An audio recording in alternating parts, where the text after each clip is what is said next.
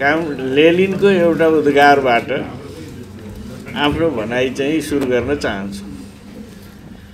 राज्य सत्ता भनेको एउटा वर्गले अर्को वर्गलाई अधीनस्थ गर्ने संयन्त्र हो र राज्य सत्ता र त्यसको व्यवस्थापन त्यही ढङ्गले बनेको छ आज संसारभर विश्वभर। त्यसो भएको हुनाले व्यक्ति र व्यवस्थाको कुरा जो हामी गर्छौँ यो निरपेक्ष ढङ्गले हामीले यसलाई छुट्याउन सक्दैनौँ, यसलाई सापेक्षतामा नै हेर्नुपर्ने हुन्छ। अब जहाँसम्म अहिले तपाईहरुले यो विषय राख्नुको जो कारण होला, नेपालमा अहिले एउटा व्यवस्था छ, त्यो व्यवस्थालाई चलाउने व्यक्ति ओली जी प्रधानमन्त्रीले त्यो संसद विघटन गर्नुभयो र देशभर के हल्ला चलिरहेछ त भन्दा व्यवस्था चाहिँ ठिक थियो, ओलीजी चाहिँ खराब, ओलीका कारणले चाहिँ व्यवस्था बिग्रियो भन्ने जे देखिया छ त्यसमा आधारित भएर यो शीर्षक राख्नुभयो होला जस्तो लाग्छ मलाई। र जहाँसम्म प्रश्न हो व्यवस्थाको, अब मान्छेले मैले अघि भने व्यवस्थालाई हेर्ने दृष्टिकोण पनि वर्गीय नै हुन्छ। अब त्यो के रामहरिजीले भन्नुभयो, उहाँहरू पुँजीवादी पार्टीका मान्छे, संसदीय व्यवस्था भनेको पुँजीवादीहरूले पुँजीपतिहरूको वर्गीय अधिनायकत्व कायम गर्ने व्यवस्था हो।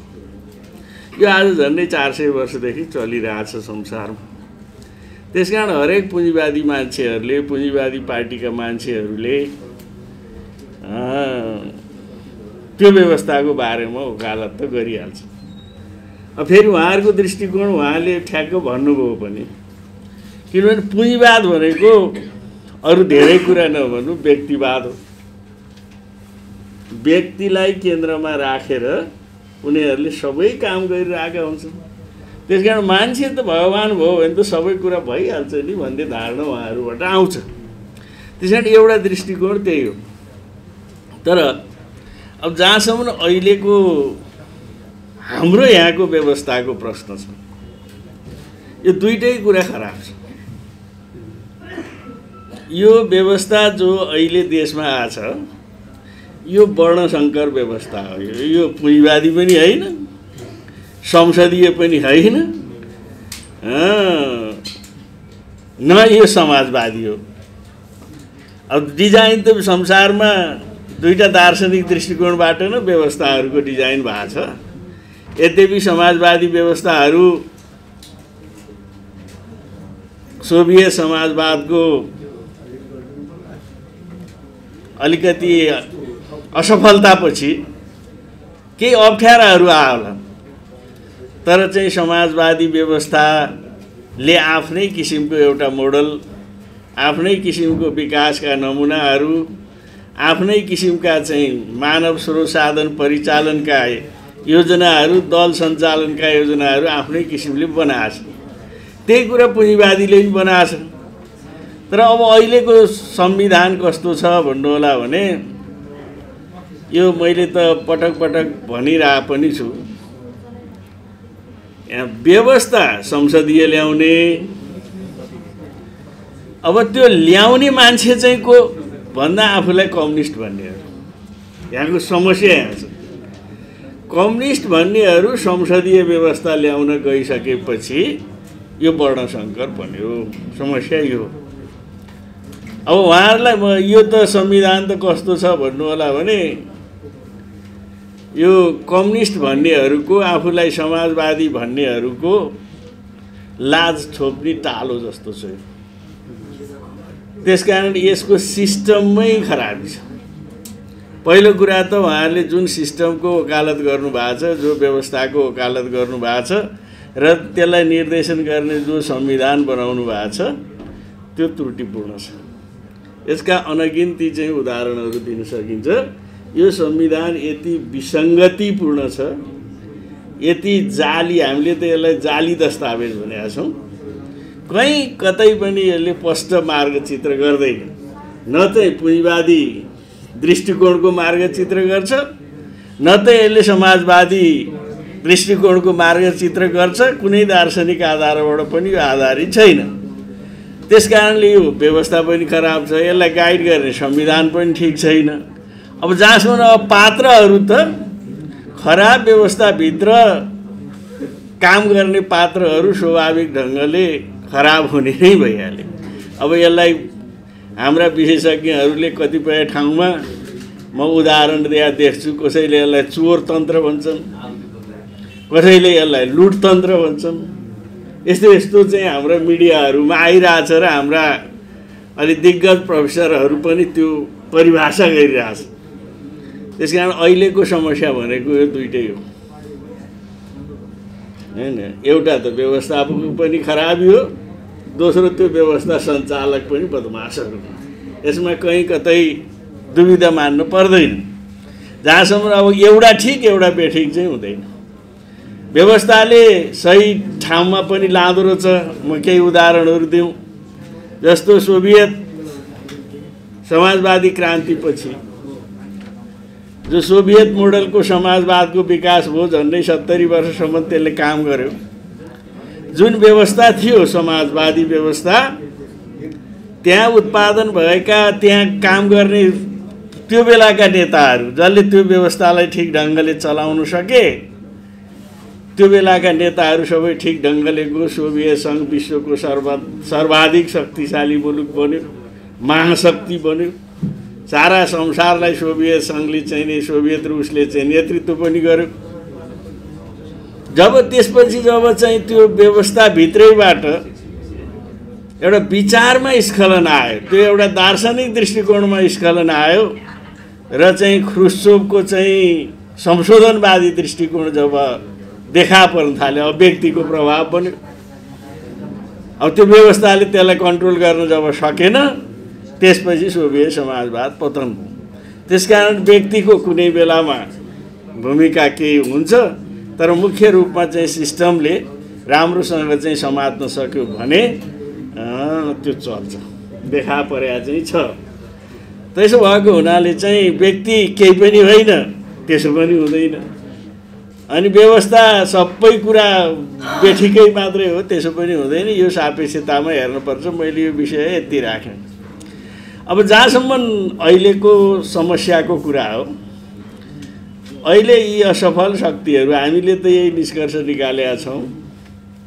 यो वास्तवमा अहिले प्रतिगमनको बाटोतिर चाहिँ देश त हिजो पनि गएको थियो, जाँदैछ, गइरहेछ। तर यो खालि यो प्रतिगमनको बाटोमा गयो, ओली खराबी भयो भन्ने मात्रै कुरा होइन यो। अब यो चाहिँ यो सिस्टम जो छ, यो दलाल नोकरशाही पुँजीवादी राज्य व्यवस्था सत्ताको नेतृत्व जो यो संसदीय व्यवस्थाले गरिरहेछ, यो संसदीय व्यवस्थाको असफलताको द्योतक हो। मुख्य व्यवस्था नै असफल भयो भन्ने ठाउँमा हामी छौँ। किनभने अब के गरे व्यवस्था सफल हुन्छ त? सफल केलाई भन्ने? उहाँहरूकै कुरा सुन्ने हो भने संविधान सभाबाट 90 कि कति % भन्नुहुन्छ के अरे होइन? अन्त हामीले त त्यहाँ अस्वीकार गरेका थियौँ। रेग्मी सरकारै आएपछि नै अब गलत बाटोमा गयो भनेको हुनाले उहाँहरूले बनाएको संविधान हो। उहाँहरूले चाहिँ नि 90% भन्दा बढी जनताले चाहिँ के प्रतिनिधिले चाहिँ बनाएको संविधान भनेपछि ठुलो जनमतले बनाएको भन्नुभयो। सबभन्दा उत्तम संविधान भन्नुभयो। अब त्यसपछि आएर चाहिँ त्यसै अन्तर्गत चुनाव भएर एउटा पार्टीले झन्डै 2/3 बहुमत लिएर आयो भनेपछि अब व्यवस्था सफलता गराउनलाई अर्थ के कुरा चाहियो? चाहिएको के हो? संविधान सभाबाट बन्यो। जसलाई उहाँले वर्णशङ्कर टाइपको संसदीय व्यवस्था ल्याउनु भयो। अनि त्यस अन्तर्गत चुनाव भयो। अनि त्यो चुनावले झन्डै 2/3 बहुमत लिएर आएको सरकार पनि आयो। त त्यो सरकार 5 वर्ष चलाउने भने चल्न सकेन। के हामी बाहिर बसेकाहरूको दबावले नचल्या हो त यो? अहिले हाम्रो आहुतिजीले अलिकति केही कुरा कोट्याउनु भयो। अब लामो समय भएको हुनाले मैले यतातिर कोट्याउन चाहिनँ। यहाँभित्रका जो अन्तर्विरोधहरू थिए, जनता र वर्तमान सत्ताको बीचको जुन अन्तर्विरोध हिजो पनि थिए अहिले पनि छन्, तिनको उपयुक्त ढङ्गले समाधान गर्न यो सिस्टम असफल भयो। त्यही असफलताको परिणाम चाहिँ अहिले यो घटनाहरू घटेका छ। त्यस भएको हुनाले यो व्यवस्था असफल भएको छ र नेपाली जनताले यसको विकल्प खोज्नै पर्छ। अब यसको विकल्प बेगर अब फेरि अघिल्लो बाटो चाहिँ सुगम छैन। अहिले यहाँ के प्रयत्न गर्न खोजिरहेको छ भने यी खास गरी यथास्थितिवादी दलहरू दुईटा बाटोमा नेपाली जनतालाई डोर्याउन खोजेका छ।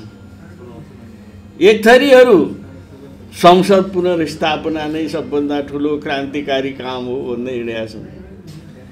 एक थरीहरू चुनाव, नेपाली जनतालाई दुई ठाउँमा बाँडेर यो सिङ्गो सिस्टम र सिङ्गो सत्ता जो असफल भइरहेछ त्यसबाट नेपाली जनताको ध्यान चाहिँ अन्यत्र मोडेर तेस्रो विकल्पको बाटो रोक्न चाहिँ यहाँ थुप्रो षड्यन्त्रहरू भइरहेछ। र अहिले चाहिँ त्यही आधारमा चाहिँ उहाँहरूले अरबौं करोडौं कति हो पैसा खर्च गरेर ठुल्ठुला सभाहरू भइरहेछ। यो अहिले कुनै जनप्रदर्शन हो र यो? तपाईँ ओली प्रचण्डहरूले मान्छे जो थुपारिया तपाईँ देख्नुहुन्छ, त्यहाँ गएर हेर्नुभयो भने थाहा पाउनुहुन्छ त्यो सिधा धन प्रदर्शन। पैसा खर्च गरेर करोडौं रुपियाँ दिएर गाउँघरका सोझा मान्छेहरूलाई चाहिँ बसमा हालेर लिएर आएर खाजा खर्च दिएर म एकपटक तराईमा गएको थिएँ। त्यहाँ मधेसका साथीहरू भन्छन् मधेसमा एउटा आमसभा गर्नु पर्यो भने अहिले कुन समस्या छ भने हामी पनि त त्यहाँ पार्टी चलाइरहेको छौँ। एउटा सभा गर्नु पर्यो भने अहिले मान्छे के माग गर्छ थाहा छ? बस भाडा, खाजा खर्च। अहिले त कतिपयले त दिनको जेला पनि माग्न थालिसक्यो। अब त्यति गरेर लिएर आएको प्रदर्शनले तिनै मान्छे भोलि हिजो प्रचण्डको सभामा आए, अब भोलिपल्ट ओलीको सभामा तिनै आउँछन्, पर्सि काङ्ग्रेसले लिएर आयो भने तिनै आउँछन्। अब यसलाई चाहिँ नि के को जनप्रदर्शन भनिरहनु? धन प्रदर्शन हो, पैसा दियो आउँछन्। नेपाली जनताको राजनीतिक चेतना स्तर अलि तलै छ। तैपनि उनीहरूले के प्रयत्न गरिरहेछन् भने हाम्रो व्यवस्था ठिकै छ, एक थरीहरू व्यक्तिलाई चाहिँ दोष दिने र एक थरी चाहिँ व्यवस्थालाई, एक थरी चाहिँ आफू ठिक भन्ने, ऊ मात्रै गलत भन्ने र राजनीति कहाँ लाने भन्दा यथास्थितिवादमा जकडी राख्ने र नेपाली जनतालाई एउटा भ्रम सिर्जना गर्ने जो प्रयत्नहरू भइरहेछ, अब हामीले त्यसलाई चिर्न सक्न पर्छ। वास्तवमा यो व्यवस्था नेपाली जनताको, नेपाल राष्ट्रको हितमा छैन। यो संसदीय व्यवस्था जसको राज्य सत्ताको मुख्य सञ्चालक अहिले पनि सामन्त, दलाल र नोकरशाही पुँजीवादै छ। अब जबसम्म यो शक्तिले राज्य सत्ता आफ्नो हातमा लिइरहन्छ तबसम्म यहाँका नेपाली जनता र यो सत्ताको बीचको अन्तर्विरोध हल पनि हुँदैन। नेपालका उत्पीडित वर्ग समुदायको मुक्ति र नेपालको राष्ट्रिय स्वाधीनताको रक्षा पनि हुँदैन। त्यसकारण यो राज्य सत्ताको विकल्पमा जनताको नयाँ राज्य सत्ता लिएर आउनु अनिवार्य छ। अन्यथा समस्याको हल हुँदै हुँदैन। तपाईँ भन्नुहोस् न, संसद पुनर्स्थापना भयो के होला? अस्ति एक दिन म न्युजमा हेर्दै थिएँ, माधव नेपाल र चाहिँ प्रचण्ड शेरबहादुर कहाँ गएर लो हजुर अब चाहिँ तपाईँले चाहिँ प्रधानमन्त्रीत्व ग्रहण गरिदिनु पर्यो भन्न पुगेछ। हैन, अब पार्लियामेन्ट त हङ हुने भइगयो, मेजोरिटीले नसकेपछि हङ हुने भयो। शेरबहादुरलाई चाहिँ प्रधानमन्त्रीको अफर आयो। अब शेरबहादुर कस्ता जातका मान्छे हुन् तपाईँ हामी देखेका छैनौँ। हङकङदेखि ब्याङ्ककसम्म सुरा सुन्दरीदेखि के जातिसम्मका नायक तिनै त हुन् आखिर, होइन? अनि माधव नेपालहरू प्रचण्डहरू आउँदा पो हुने के हो? त्यो हङ अब पुनर्स्थापना हुँदा पनि हुने हङ पार्लियामेन्टै हो। अब चुनाव भएपछि पनि हुने अब त्यही हो। त्यस कारणले अब भोलि पनि हुने काम के हो त भने करोडौँ रुपियाँ लिएर खर्च गर्ने, पैसा लिएर जान्छन्। हिजै चाहिँ मैले यसो गएको चुनावमा, अब चुनावमा भाग नलिएपछि केही न केही त काम गर्नु पर्यो।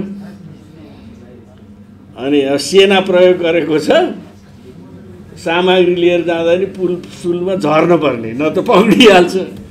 अनि गाउँघरतिर यसो हेरेँ लास्ट बेलामा त्यो शून्य समय भन्ने हुन्छ नि, कुन बेला हो त्यो 1-2 दिन चाहिँ प्रचार गर्न बाँकी रहेको समय, पुरा त्यो बेलामा पैसा लिएर जाँदो रहेछन् मान्छे, गाउँघरको अचेत मान्छेहरूलाई लगेर किन्ने। मैले यसो हिसाब गरेँ, तनहुँ, गोर्खा र चाहिँ चितवन, यो 3टा जिल्लाको मैले सर्वे गर्दाखेरिमा करिब 20% मत यिनले ल्याएको मतको पैसैले मात्रै आउँछ। अब प्रचण्डजीको चितवनमा मेरो त्यहाँ मान्छे उत्पाद धेरै छ, भोटर पनि उहाँको कति खर्च भयो होला भन्दा म्याक्सिमम 40 करोड खर्च भयो भन्छ। त्यत्रो ठुलो धाग्न लाग्यो 20 त होला। हाम्रै गोर्खामा यो नारायण काजी भन्ने छैन सबभन्दा शुद्ध भनेको हो, त्यो शुद्धको पैसा चाहिँ उसको झोला बोकेर हिँड्नेले भन्छ 4 करोड भन्दा बेसी भयो। कहाँ आयो त्यो पैसा? चुनाव हारे बाबुरामजी चाहिँ ऋण तिर्न नसकेर लाज लाछ भन्नुभएको छ। 4 करोड खर्च गर्नेले हारे, होइन? अब बाबुरामजीको त प्रचार गर्न त विनोद चौधरी नै हेलिकप्टर लिएर गएको, अब कति करोड खर्च भयो, कति करोड।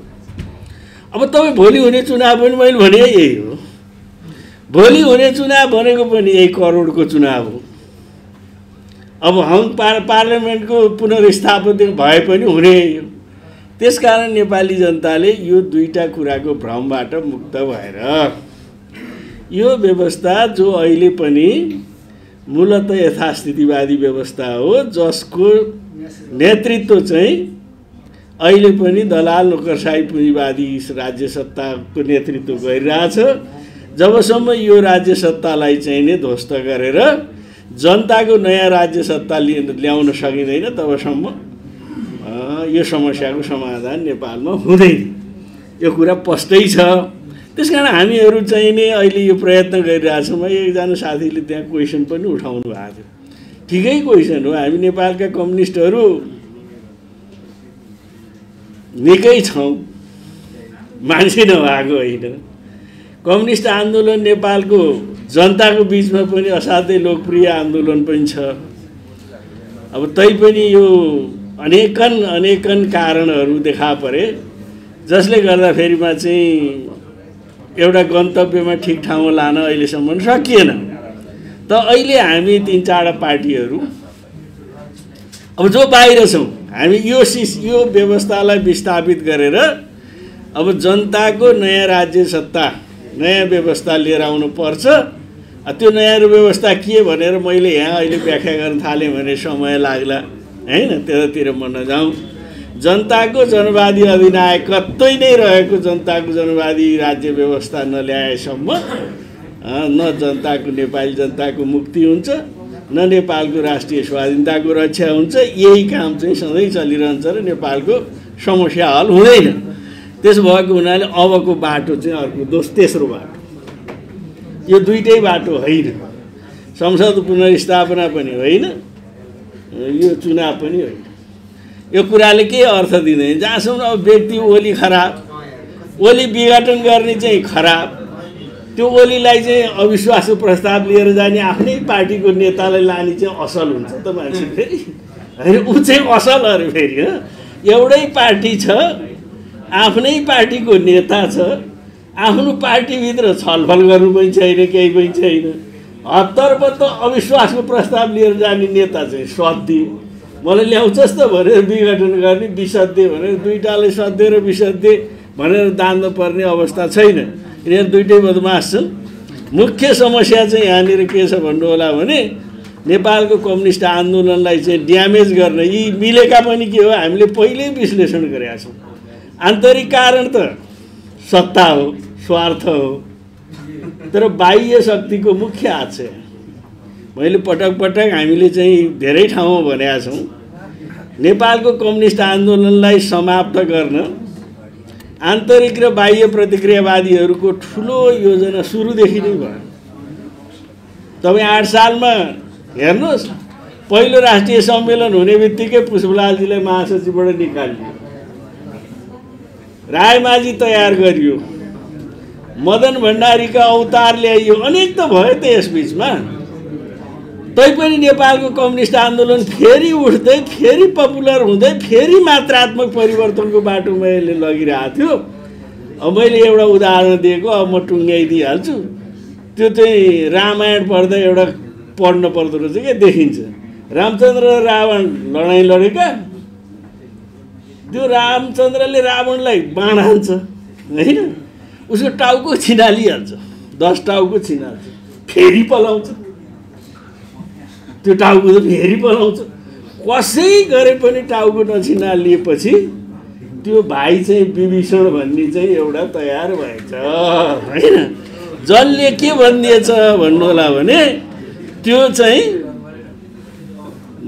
यसको नमर्ने कारण चाहिँ नाइटोमा छ भनेर देखाइदिने एउटा विभीषण तयार भएछ। त्यो विभीषण तयार भएपछि रावण मर्यो।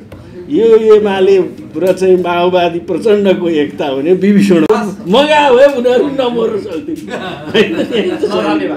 यो विषयमा मैले यो कुरा किन ल्याएको भने हजुरले पनि मदन भण्डारीको अवतार भनेर भन्नुभयो र कुरो चाहिँ मदन भण्डारीको लाई हामी हत्या भन्छौँ। बजारका प्रगतिशील पत्रकारहरूले अथवा लेखकहरूले त्यसलाई हामी राजनीतिक हत्या भन्छौँ। र अब मदन भण्डारीको हत्या गरिसकेपछि तत्कालै केपी ओलीको पार्टी प्रमुखको चर्चा भएको थियो। नेकपा माले हो कि एमाले थियो त्यति बेला। त्यसो हुँदाखेरि केपी ओलीको पक्षमा त्यति बेला माहौल बनेर र माधव नेपालको पक्षमा बन्यो र त्यसपछि मदन भण्डारी र जीवराज आश्रितको हत्यामा नेकपा एमाले एक सदस्यीय पार्टीगत एउटा अनुसन्धान आयोग गठन गर्यो जो केपी ओलीको नेतृत्वमा थियो र त्यो आयोगले अहिलेसम्म मदन भण्डारीको हत्या कसरी भयो, हत्या हो कि दुर्घटना हो, यो कसरी भयो, किन भयो भन्ने कुराको प्रतिवेदन छैन, सार्वजनिक भएको छैन। त्यो सम्भवतः बल्खुको जुन पार्टी कार्यालय थियो त्यही थियो र त्यहीँबाट पनि त्यो हरायो होला। पार्टी कार्यालय भूकम्पले हराइसकेपछि र मैले यो प्रसङ्ग किन जोड्न खोजेको भनेपछि त्यति बेलै विदेशी खुफिया एजेन्सीले योजनाबद्ध रूपमा केपी ओलीलाई अगाडि सारेर यो अवस्था ल्याएको भनेर केही वामपन्थी विश्लेषकहरूले गहिरो रूपमा के भित्रभित्रै यो विश्लेषण गरेको सुनिन्छ। यसको केही अलि गतिलो केही उदाहरण म पनि त्यो बेला त्यही पार्टीको जिम्मेवारीमै रहेर काम गर्थेँ होइन। मदन भण्डारीजीले ल्याएको बहुदलीय जनवादको म सुरुदेखि विरोधी। मैले हरेक बेलामा पहिलो बैठकमा उहाँले पेश गर्ने बित्तिकै मेरो लिखित नोट अफ डिसेन्ट छ कि यो तपाईँको यो कार्यक्रम चाहिँ पुँजीवादसँग आत्मसमर्पण गरेको कार्यक्रम, यो चाहिँ मार्क्सिस्ट लेनिस्ट कार्यक्रम हुँदै होइन, यसले पुँजीवादसँग आत्मसमर्पण गरेका कार्यक्रम हो भनेर मेरो लिखित छ। अब त्यो दस्तावेज त्यो बेलादेखि खोज्नु पर्यो। त्यसको 5औं महाधिवेशनको हलमा मैले 9 बुँदा चाहिँ बहुदलीय जनवाद भनेको पुँजीवादसँग के कारणले आत्मसमर्पण गर्यो भनेर लेखाएर दर्ज गरेर त्यहाँ राखेको छ। एक दिन पनि यो बहुदलीय जनवादको समर्थक म होइन, तर अब पार्टी जीवन चाहिँ कस्तो हुन्छ भने सङ्गठनमा बस्दाखेरि मात्र त्यसको अनुशासन पनि हुन्छ नि केही होइन। अब जहाँसम्म अब मदन भण्डारीजीको हत्याको कुरा हो, अब कुरा उठाइहाल्नुभयो। त्यो दिन हाम्रो बिचको बहस पनि त्यही थियो। अब चानसले उहाँको गाडी त्यही दिन गयो। तपाईँले यो बहुदलीय जनवादको ढुङ्गा लगेर कहाँ चाहिँ गाडी लगेर कहाँ ठेकाएर चाहिँ समाजवादी आन्दोलन, नेपाल कम्युनिस्ट आन्दोलन ध्वस्त पार्नुहुन्छ भन्दा जीवराजी हाँसिरहनु भएको थियो। उहाँहरूको जवाब के थियो भनेदेखि होइन, हामी नै ड्राइभर हो, ठोकियो भने फिर्ता गरौँला भन्दै आफूले ठोकिनु, त्यहाँबाट बहसै सिद्धियो। अब जहाँसम्म हत्याको कुरा हो अब मलाई मसँगै भएको हुनाले त्यो एउटा के राणा आयोग थियो कि त्यो बिहान सँगै खाना खानु नि त हजुर है सँगै हामी पोखराको सम्मेलनमै सँगै थियौँ हामी सँगै चाहिँ पोखराको सम्मेलनमै सँगै थियौँ अनि त्यो राणा आयोगमा मैले 1.5 घन्टा जतिको रेकर्डेड भयो त्यो रेकर्ड उनीहरूले राख्लन सायद हत्या चाहिँ मार्न चाहिँ मारेकै हो भन्नेमै छु म पनि सबै घटनाहरू हेर्दा मदनजीलाई मारेकै हो भन्ने लाग्छ अब मार्यो कसले हैन अब मार्न त मारे कसले मारे त्यो हाम्रो सानो आँखाले त त्यति ठुलो कुरा त पत्ता लगाउनु त कठिन छ अब त्यो बेलाको अवस्था हेर्दाखेरिमा आन्तरिक र नजिकका प्रतिक्रियावादी शक्तिहरूकै मिलिमतोमा मारेको जस्तो देखिन्छ हैन देखिन्छ तल्ला र भित्र यता नारायण हिटीतिरका दुईटै थरीको संयुक्त प्रयत्न हो जस्तो देखिन्छ किन मारे त उनकै पक्षमा विचार ल्याउँदै भन्दा कहिलेकाहीँ म यसो हेर्छु कि त्यो पहिले स्टेट गेटिङमा फिल्म हेरिन्थ्यो त्यो फिल्ममा चाहिँ कस्तो भने डकैती गर्न जान्थ्यो डाँकाको टोली खुब मजासँग डकैती गरेर धन ल्याउँथ्यो अनि खुब ल्यायो अब पुरस्कार देला भनेको त्यो बोसले त त्यो डकैती गरेर ड्याम गोली हाने देख्थ्यो अब मदनजीको काम जो चाहिँ नि उहाँले यो आन्दोलनलाई ड्यामेज गर्ने विचार त ल्याउनु अब उनलाई राखिसक्नु पर्ने आवश्यकता देखेन होला अब हान्ने यही शक्तिहरूले हाने अब केही नेसनलिस्ट विचार उहाँले अगाडि ल्याउनु भएको थियो त्यो चाहिँ सम्मान गर्न लागेको कुरा थियो देशभक्तिपूर्ण आन्दोलनको पक्षमा उहाँका कम्युनिस्ट आन्दोलनलाई त उहाँले रोपेकै विष वृक्ष हो यो म त सबै ठाउँ भनिरहेको छु अहिले फलेर झाँगिएर यो बर्बाद हो त्यही बेला रोपे विष वृक्ष हो यो जहाँसम्म राष्ट्रवादी आन्दोलन हो देशभक्तिपूर्ण आन्दोलन हो उहाँले टनकपुर प्रकरण आदि इत्यादिमा राम्रै गर्नुभएको थियो अब यतातिर बाबु साहबलाई पनि